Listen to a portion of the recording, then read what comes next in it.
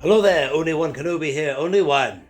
This is just a quick video to show you some new shelves I got recently, and they are awesome and they're really space saving as well. They're corner shelves.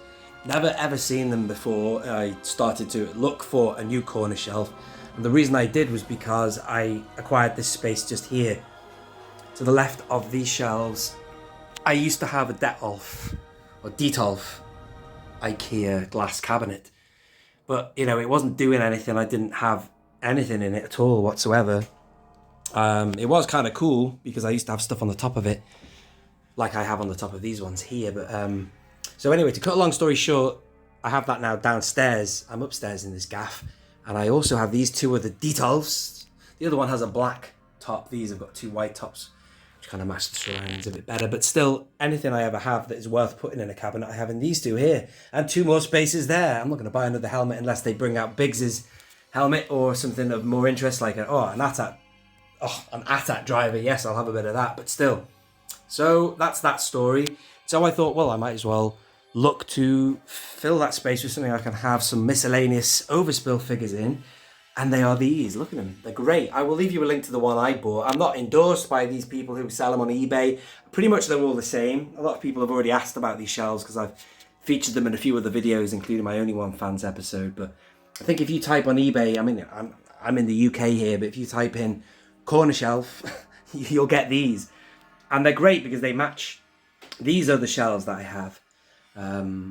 Which are floating shelves, which are awesome. I got these from Ring Hit, I think they were called in the UK. They still sort of exist at the time of making this video anyway. So these are awesome. They all look pretty much the same from all the sellers I've seen on eBay, but the only thing that differs is the price. You know, they're all competing with each other. They might differ in style. This has obviously got this smoothed off edge there.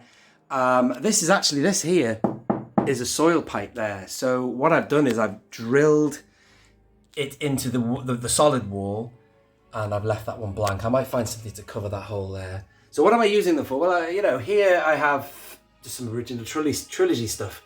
This shelf, I just thought I'd put an ensemble of Return of the Jedi Imperials, Return of the Jedi Ewoks, Return of the Jedi Rebels, and then I just thought, well, miscellaneous stuff. I just thought, well, I have a little bit of a tip of the hat to the Hoth duo there. And then what it is I've got two together here.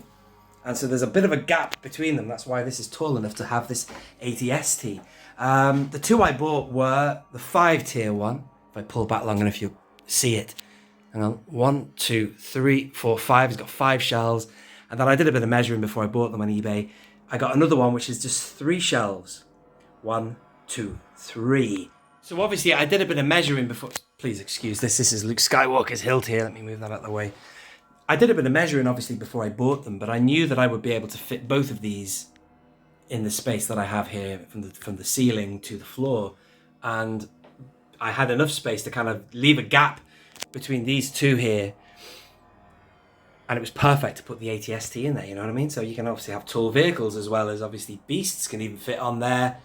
And then obviously regular figures just for a little bit of overspill. I've got things like expanded universe figures and things like that I could put on these shelves, or even just an ensemble of troopers, with uniformity like these scout troopers there. Over here, I also have some more here because I'm obviously competing for space in this section of the room because right here there's a door, and if I open it, oh, hang on a minute, that's in the way. Ladies and gentlemen, this is another one I have erected. I haven't actually put it onto the on the wall yet because I was considering maybe putting it in there. I don't know. Anyway, if I just put this here for a brief moment. As you can see here, if I open this, there is clearance, even with his legs sticking out there. That's the reek there. I beg your pardon, that's the reek, that's the aclay. It's brilliant. Because obviously the door opens like this, and there is enough clearance to obviously have another set of shelves here. And these are brilliant just for accommodating my prequels. As I say, these are my prequel shelves from Phantom Menace all the way through to Clone Wars and Revenge of the Sith. But I thought on here I would have a little bit of, again, ensembles of characters. I mean, this is not permanent. It's just what I just decided to do. I think it was about last weekend. I just thought I'd put a couple of figures on just to see what it looked like. See, you have all these battle droids there, led by the Stape or Stap or whatever it's called. Down here, a little bit of a Tatooine ensemble. You've got obviously Qui-Gon riding the O.O.K, or whatever you call it there. And then, oh, he's fallen over. Pit droids and pod racers there. Which reminds me, I have a pod racer I must open. I'll do that on an Only One Fans. Down here, a little bit of Dooku flying there. This is awesome, this. Loved that piece there. Brilliant, love Dooku. And then obviously just a little bit of like a movie poster style, you know what I mean? And then down here, just to show you that you can, I put them both together, but you can fit a beast on here as well, an animal. Because I was never really settled on where I was going to put these creatures. I don't really want to buy one of those arenas, but this is, of course, the Reek, which is an awesome beast. And this is a great creature as well. I've got an individual review of them if you want to seek them out. So they're pretty cool. And then obviously the Acklay. I think I'm quite happy with them there. And shortly I'm going to be adding this other shelf somewhere. Excuse me, I want to give you a closer look at it.